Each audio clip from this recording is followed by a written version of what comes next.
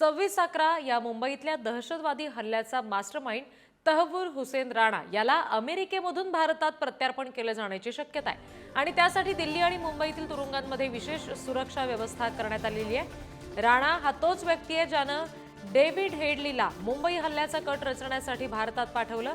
त्याचं प्रत्यार्पण भारतासाठी कायदेशीर आणि राजनैतिक विजय म्हणून पाहिले जाते। प्रतिनिधी निखिल यांच्याशी पुन्हा एकदा आपण याबाबत बोलूया। निखिल, आज हे प्रत्यार्पण राणाचं होईल असं समजतंय, त्या दृष्टीने कशा पद्धतीने सुरक्षा भारतात ठेवली गेलेली आहे? आपण पाहिलं तर 26/11च्या हल्ल्यातील आरोपी तहव्वूर राणाला आज भारतात आणले जाऊ शकतं आणि याच्यासाठीच अमेरिकेतील अटकेनंतर त्याला प्रत्यार्पणाची तयारी आहे ती देखील सुरू करण्यात आलेली आहे।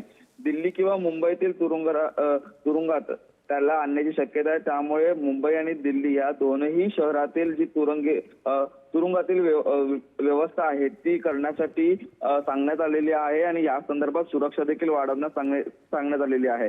26/11ला मास्टरमाइंड म्हणून तहव्वूर राणाला या ठिकाणी ओळखलं जातं, कारण त्याने या ठिकाणी पाठवण्यात आलेल्या अनेक लोकांना त्यावेळी जे आहे ते हँडल करण्यात आलेलं होतं आणि त्यानंतर राणा तो हाच आहे ज्याने डेव्हिड हेडलीला सुद्धा मुंबई हल्ल्याचा कट राबवण्यासाठी भारतात पाठवलेलं होतं। त्यामुळे भारतासाठी खूप मोठी गोष्ट आहे की तहव्वूर राणाला भारतात आणलं जातं आणि त्यानंतर या ठिकाणी भारतामध्ये नक्की काय सजा सुनावली जाते हे देखील तेवढंच पाहणं महत्वाचं ठरणार आहे।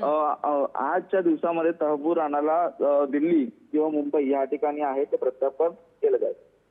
जी निखिल, धन्यवाद दिलेल्या सगळ्या तपशिलांसाठी।